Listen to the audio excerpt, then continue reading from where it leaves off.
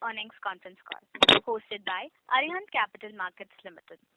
As a reminder, all participant line will be in listen-only mode, and there will be an opportunity for you to ask questions after the presentation concludes. Should you need assistance during the conference call, please signal an operator by pressing star, then 0 on your touchtone phone. Please note that this conference is being recorded. I now hand the conference over to Ms. Anushka Chitnis from Arihant Capital Markets Limited. Thank you, and over to you, ma'am. Thank you. On behalf of Arihant Capital, I would like to welcome everyone to the Q3 and 9-month FY2025 earnings conference call of Foods and Inns Limited. I would like to take this opportunity to welcome the management of Foods and Inns, represented by Mr. Milind Dalal, Managing Director, Mr. Molloy Saha, Chief Executive Officer, and Mr. Anand Krishnan, Chief Financial Officer. Now, without further ado, I will hand the conference call over to Mr. Anand Krishnan, CFO, for the opening remarks. Over to you, sir. Good afternoon, ladies and gentlemen. This is Anand Krishnan, the CFO at Foods and Inns Limited. Thank you for joining us, and I extend a very warm welcome to all. 25. Export shipment backlog of Q1 and Q2 was called off, which resulted in export tonnage growth. However, the domestic call-offs continued to be slow in Q3. The silver lining is that the rapid call-offs we started witnessing in the last week of December, which continued into the first month of Q4 as well. We are expecting most of the order backlog in the domestic markets to come up to speed by Q4 of FY25. We have more than doubled our tomato processing capacity, and since December, our new tomato processing plant is running at full capacity utilization. The low inventory holding period of the tomato business is expected to improve our working capital position as a business. With anticipation of a good summer in 2025, we are expecting to actually see a good growth going forward. Our new pastry line is doing very well. We will start the commercial production of 2 more lines in this vertical, which will result in doubling of capacity by the end of this month. Our frozen business has been expanding with client additions and incremental business with existing clients. Our focus on value-added new products is helping us get a foothold into newer clients. The spray drying expanded capacity is now at full utilization since December. Tetra Recart product development along with product testing with brands as per their requirement is going on, which should help us garner traction in Tetra Recart in FY26. Only point of note that we would like to highlight is around 4.2 crores of forex MTM losses impacted our EBITDA margins and the other expenses in this particular quarter. Having come to the end of my opening remark, I would like to thank each one of you for your support and your invaluable presence on this call. Now I request the moderator to open the forum for any questions or suggestions that you all may have. Thank you. Thank you very much. We will now begin the question and answer session. Anyone who wishes to ask a question may press star and 1 on their touchtone telephone. If you wish to remove yourself from the question queue, you may press star and 2. Participants are requested to use handsets while asking a question. Ladies and gentlemen, we will wait for a moment while the question queue assembles.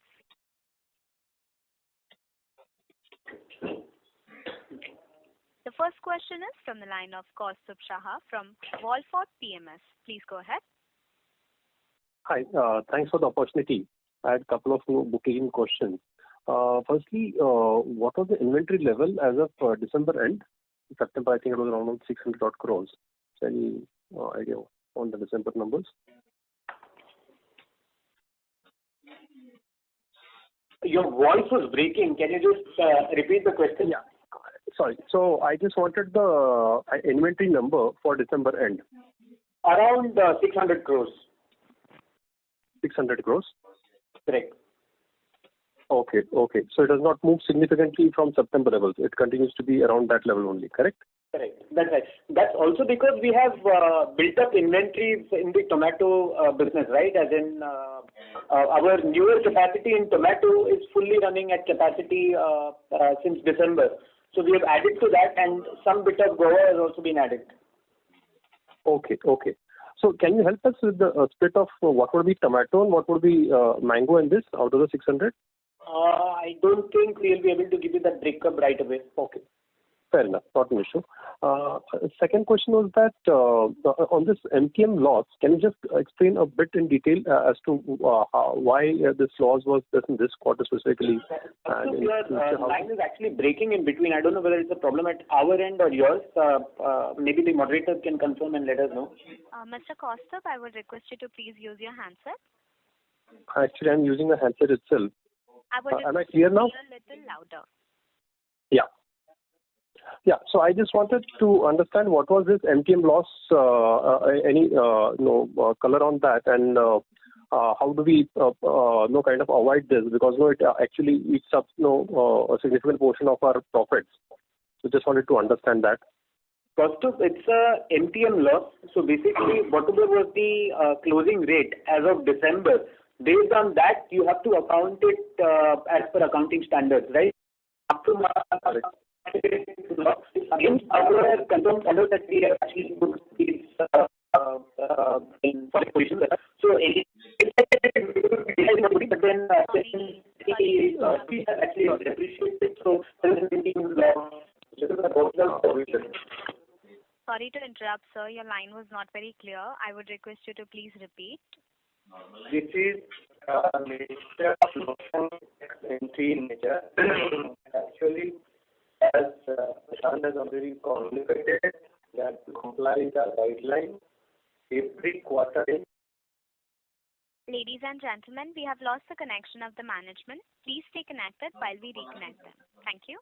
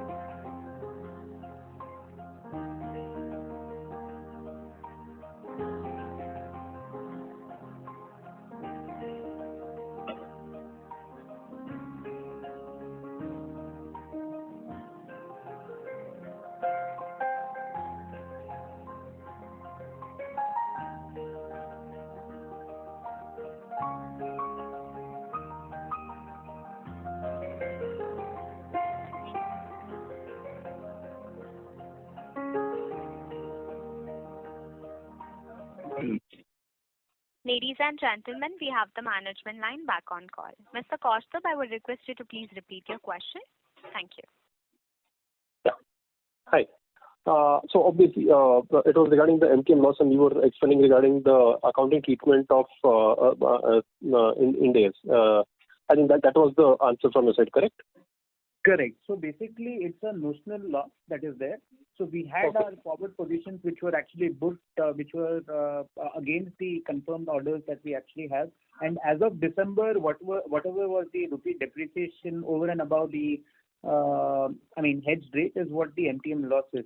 But having said that, it's notional in nature. We have anyway realized, we'll realize whatever contracts that we have at that particular hedged rate as such. Okay, fair enough. Got it. And lastly, one more thing. So obviously, our guidance for FY25 was almost kind of flat as compared to FY24. So which means around about 350 crores of top line for the Q4. So are we confident of that, achieving that top line, or in tonnage? Yes. Comes around about 42,000 tons? Yes. Okay. And lastly, if I may just squeeze in one last question. If I calculate the realization per ton for this quarter, it comes around about 128,000. Is that figure correct? So you have actually done a simple math, but Correct. complicated Absolutely. that we sell. So, I'd let you do that math. With respect to the public numbers that said, you would be best suited to do that math. Okay, because see, why I'm asking this question, because if I do the same math for all other quarters or to go back in the history, this is the highest. So anything specific that you would like to highlight as to why it would be a higher number? Okay. It is basically a lot of things. Sorry, Mola here. A few things factor for any sale. This is basically what is the terms of the sale. Sometimes we sell X factory. Some contract may be CIF basis. Some contract will be a duty delivered. So we need to go to each and every sale to understand, to give a proper answer. So it's a mix. Maybe in this quarter, the export sales which you are talking about, maybe the duty delivered sales is more component than the CFR component. So naturally the sales value will be more because you are adding the duty part. So in the other period, earlier period, it may happen that our sales was CFR sales or FOB sales. So then the part term realization will be lower side. So that's why to give a specific answer is difficult, but this is the factors which sometimes vary or mismatch the quarter to quarter per metric ton sales realization. Kaustubh, just to elaborate further on this, around 7.5 crores worth of DDP shipment was actually done. So that would have actually been added to our top line this quarter, as well as the other expenses would have actually gone up, because whatever we sell under DDP shipment basis in the top line is also a part of our cost. Understood. So this was very helpful. Thank you so much. I'll join back the queue. Thank you. Thank you. The next question is from the line of Bhargav from Ambit Capital AMC. Please go ahead. Yeah, good afternoon, team, and thank you for the opportunity. Sir, my first question is, in the press release you mentioned that since December, the domestic offtake has also started picking up. So how confident are you that you sort of see strong growth in the domestic business, meaning you have a good visibility on call out as well till March? I believe Mola here. Yes, we have a good visibility so far. In fact, I'll suggest that if you can read today's newspaper, Times of India, where it is in the first page, it is mentioned that April heat came in February itself. Though this may not be a good scenario for the crop, specifically vegetables, but for the juice industry or beverage industry, this is a good scenario, because if there is an early summer, then the consumption in India on the beverage industry for both juice as well as carbonated drinks is generally increased. So this shows that whatever we are getting the projection, and that is in line with that. Yes, tomorrow is something happen in different ways. We can't comment, but as of today we are quite bullish, and also the most of the customers in the domestic market also given a very positive indicator. Okay.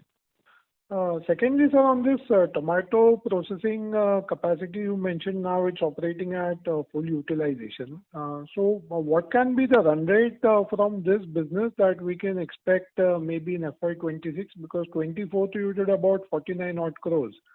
I'm not so sure about 45, about 9 months FY25, but if you can share that number and also some guidance on 26. So, as of today, whatever crop projections are there, if that's going to come, then definitely we expect that it can be double of last year, with a mix of this year and less. Some of the sales will come in this financial year, and balance will come the next financial year. So we are expecting to produce till April. If so, then we are expecting more than double revenue from this sector. So it can be 100 odd crores in 26, you are saying?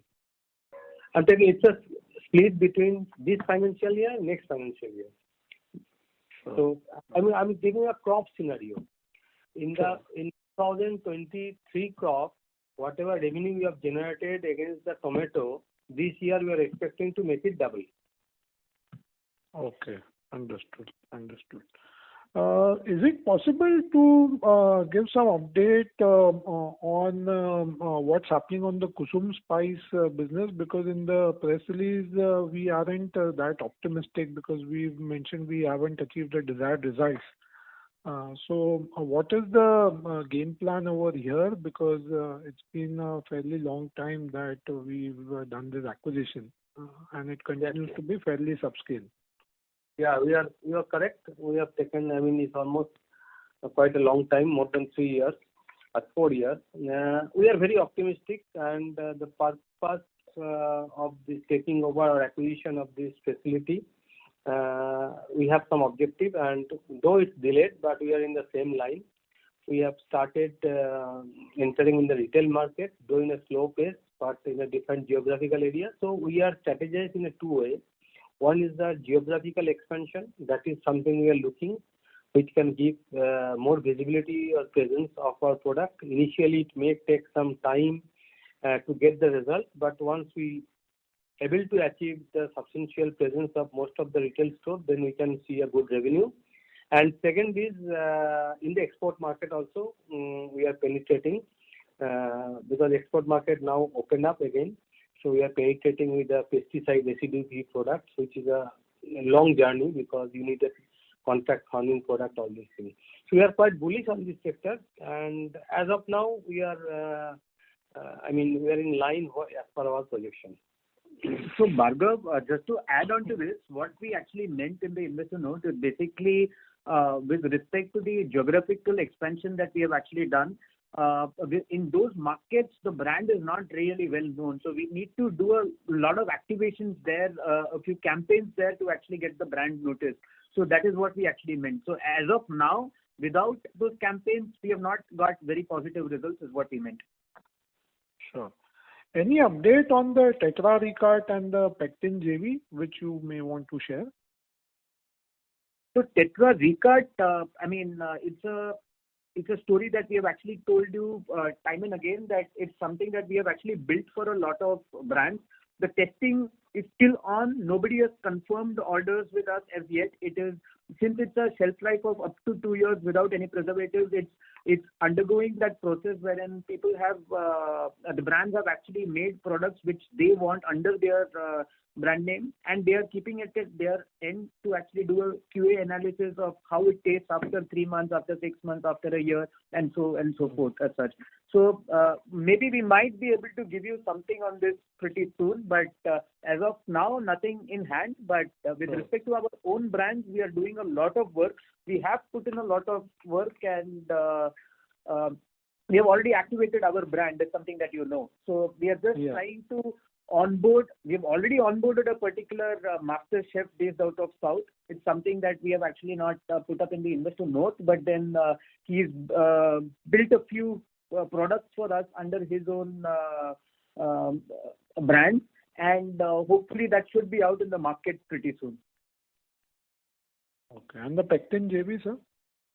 With respect to the Pectin JV, we have already started commercial production on that, and this quarter end, by this quarter, Q4 end, you should actually see some numbers on that. Okay. And lastly, sir, is it possible to share what has been the operating cash flow in 9 months, if it is available? It's not readily available with me as of now, but probably we can just discuss on this later. Sure, sir. Okay, sir. Thank you very much, and all the very best. Thank you so much, Bhargav. Thank you. Before we take the next question, a reminder to all the participants that you may press star and 1 to ask a question. The next question is from the line of Shubham Biswal from Convergence Capital. Please go ahead. Yeah. Hi, am I audible? Yes, sir. A good set of results, sir. Actually, I had one question on the qualitative side. So what I'm concerned about is, are we spreading our business too thin? And I'll be more specific. So where do we see synergies in our businesses? So for example, do we see synergies on the supply side, say on the RM sourcing side, or on the operational side where we have similar manufacturing capabilities, fungible capacities, or more on the demand side where on the distribution side? So I want to understand is there a possibility that we are spreading too thin, or there are synergies in the business that are helping each other, or like are we using the learnings of one business and applying it to another, thus building our economies of learning? So that was my first question. Yeah. Okay. With respect to whether we are spreading ourselves thin, the answer to that is a definite no, because if we thought that we are spreading ourselves thin, then we wouldn't be in the business doing what we are. That's number one. But having said that, just to highlight what the synergies in our businesses are, the pulping business is all fruits and vegetables. The spray-dried fruits and vegetables also is from the fruits and vegetables itself, and the clients are almost very similar, all B2B clients as such. The frozen food is something which is not probably very aligned to what we actually do with respect to the fruits and vegetable pulping, but then again, it's fruits and vegetables which are a part of frozen foods as well, and we also do a bit of snacks in that particular part of the business. So these are our major verticals. The Tetra Recart, spices and pectin are the newer projects that we have actually done. Spices is something which is a very large industry size that is there, and the opportunity to grow there is phenomenal. And since our sourcing skills are actually there, so we thought we bought that particular brand at a great valuation, and we are very confident of growing that business to scale. So we went into that particular business. And having said that, we also wanted to have our presence in the branded space as a company.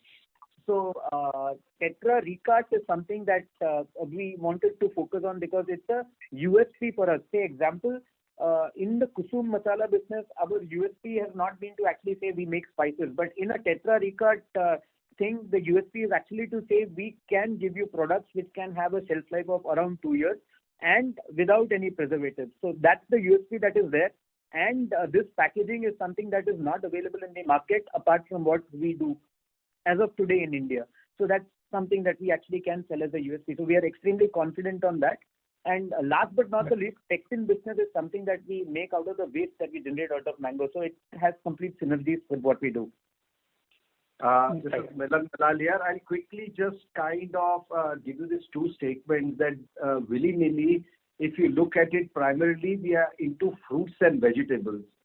For whatever reason, the Government of India, Ministry of Food Processing, also allocated to us the PLI under fruits and vegetables. So it's a segment, and we haven't deviated from there.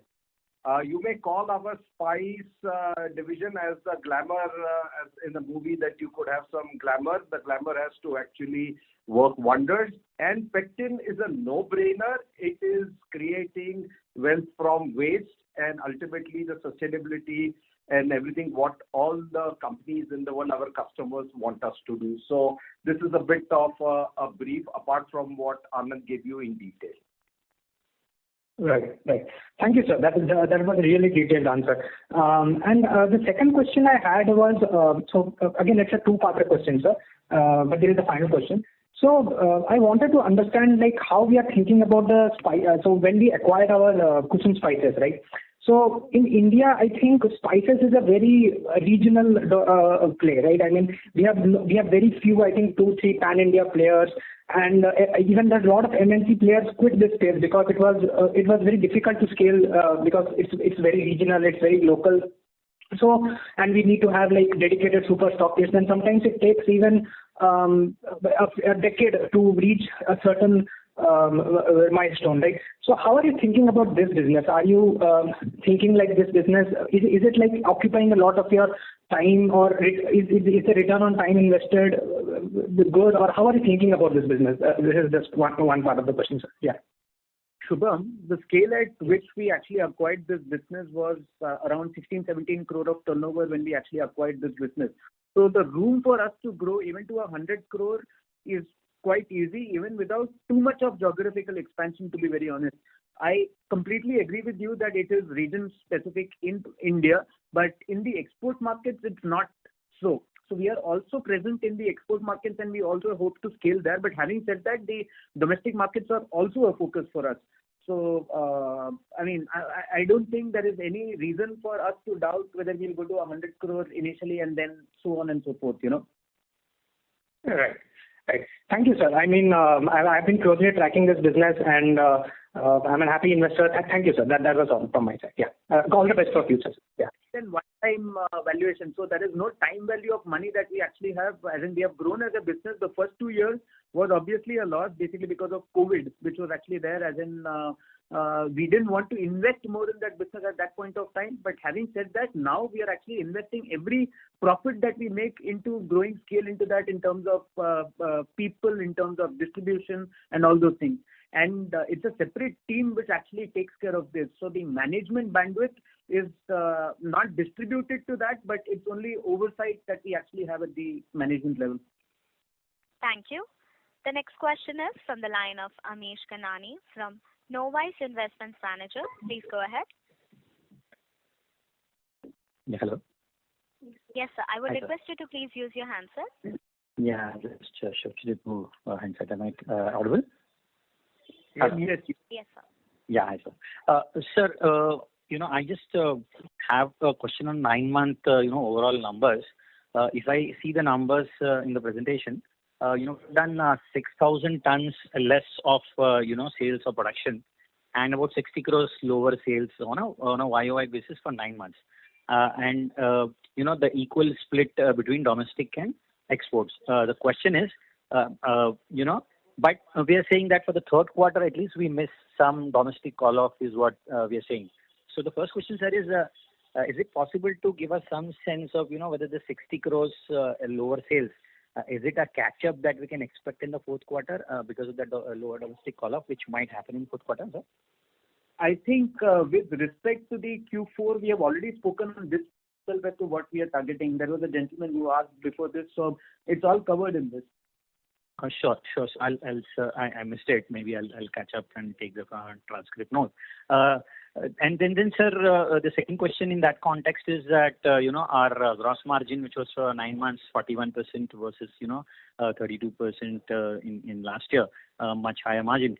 But I think we lost quite a bit of, that in the operating expense on a 9-month basis. So if you can give us some sense of where, we have kind of increased our expense.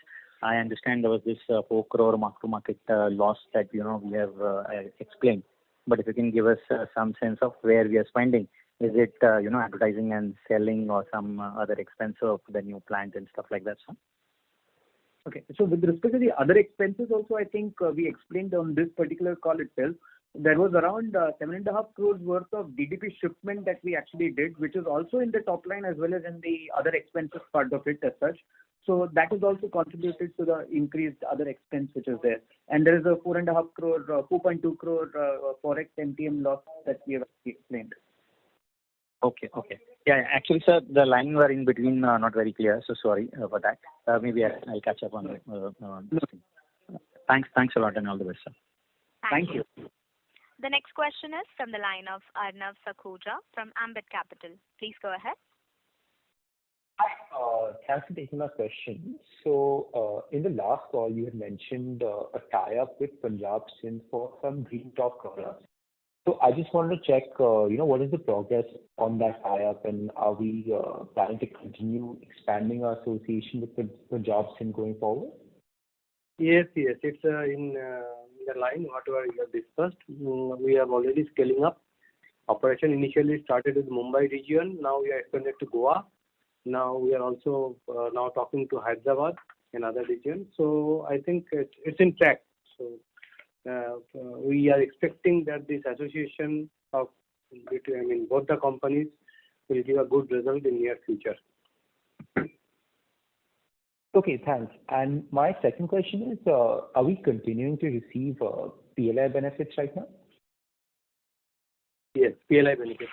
So, with respect to FY24 is what we have actually filed a claim for as of December of 2024. And as we speak today, also there was a query which was actually asked by the ministry, and we are responding to that. So the last year the experience was that by end of March is when we actually received end of March 2024 is when we actually received the claims for FY23. Hopefully we are on track to receive this year's claim as well, as in for FY24. And what is the expected amount, what is the amount expected to get for FY24? We have filed a claim of around 27 odd crores. 27 crores. Okay. Yes. Okay, thank you. Thank you. Thank you. The next question is from the line of Anisha, who is an individual investor. Please go ahead. Miss Anisha, I would request you to unmute your line and speak, please. Yeah, hello. Yes, I would request you to speak a little louder. Okay. Yeah, thanks for the opportunity. I just have a couple of questions. Like you had mentioned a foray into CV and vegan label. What is the progress on that? What is possibility of materializing this year? I didn't understand your question. You said, some forum or something is what you mentioned? You had mentioned a foray into CV like cocoa, water. So with respect to that, a lot of R&D is going on, but we haven't, got any success on that as yet. Okay, so I have more questions. Like, can you talk about your main client for mango, tomato, and guava pulp? What is the customer concentration like across this segment? Any new clients addition happening on this side? So 60% of my revenue comes from my top 10 clients, and the top 10 clients, most of them have been put in the investor presentation. You can probably have a look at it. Okay. And sir, how is the domestic retail expansion going beside Punjab and Sindh? Any other partner on the horizon? Punjab and Sindh. The last question. We just mentioned that our association with Punjab and Sindh is in the good progress. Initially started in Mumbai region. Now we are expanding to other geography also. Goa started. We are looking Hyderabad and so on. So we are expecting a good, successful association with them, which will give a good result in near future. Thank you. The next question is from the line of Narendra from Robo Capital. Please go ahead. Good afternoon and thanks for the opportunity. Most of the questions have been answered. Just one question. So you said that revenue is going to be flat in FY25. So do we have any visibility for 26 or maybe 2-3 years down the line? If you could share something with us. Narendra, there is a public number that we have spoken of over FY27 internally, what we want to actually achieve. So we have guided for around 1700 odd crores by FY27. And that's something that we have as a target internally, and we have built capacities for that. But having said that, only thing that all of us need to know is basically our business model is a cost plus model. So the top line is a function of the raw material price. That's the only caveat to it. Okay, understood, sir. But given the current market scenario, right? So we are still confident of achieving that target. Am I right? Barring any raw material fluctuations, we are. FY5 or FY27. FY27, I'll not be able to comment, but this is something that we have given as a guidance. But as I told you, it's the only caveat to that is the raw material price. So FY25, we are reasonably confident. Okay, sir. Understood.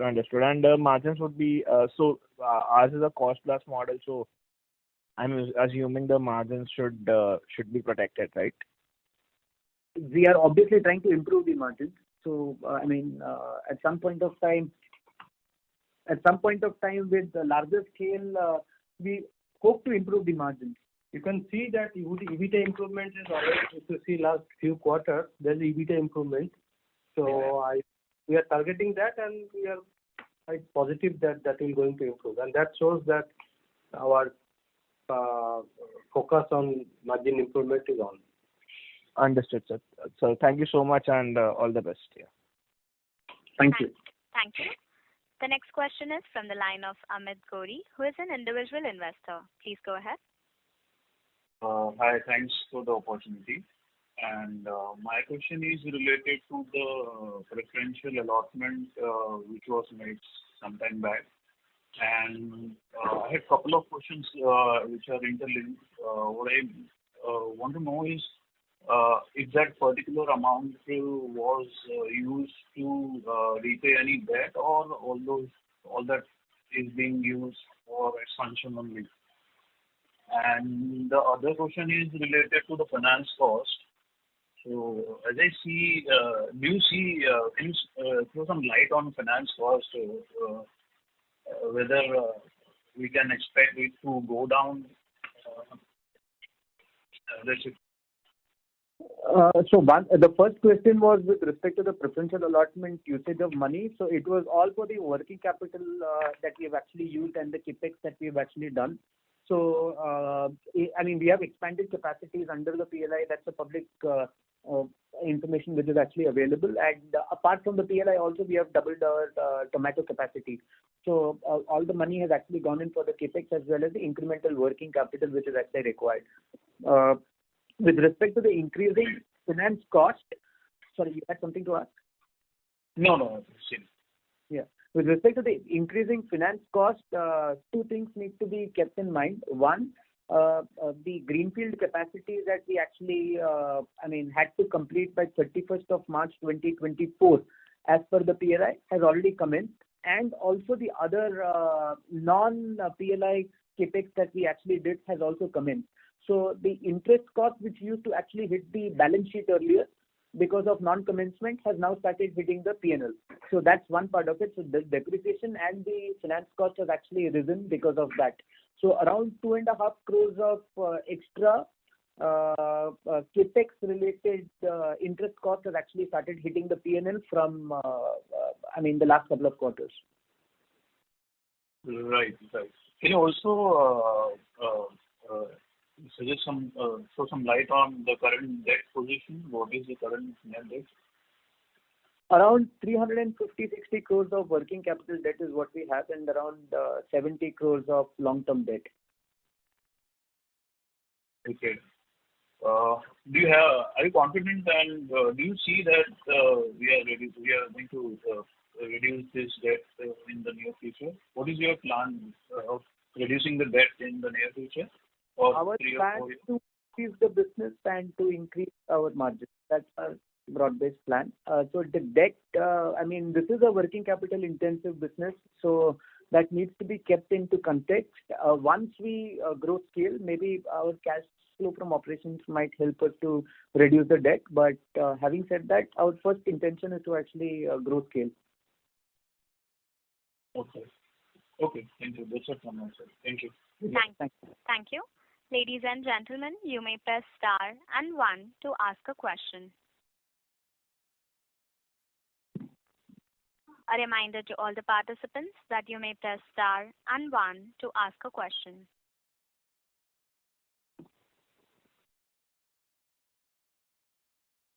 Ladies and gentlemen, you may press star and 1 to ask a question.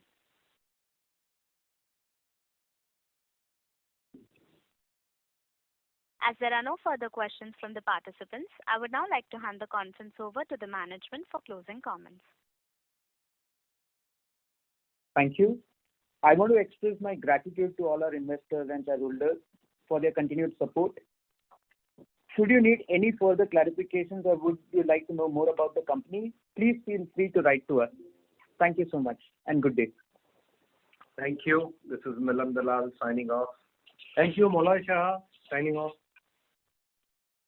Thank you. Ms. Anushka, your line has been unmuted. Thank you. On behalf of Arihant Capital, I would like to thank the management of Foods and Inns for giving us the opportunity to host them. Thank you so much, sirs. Thank you so much. Good day.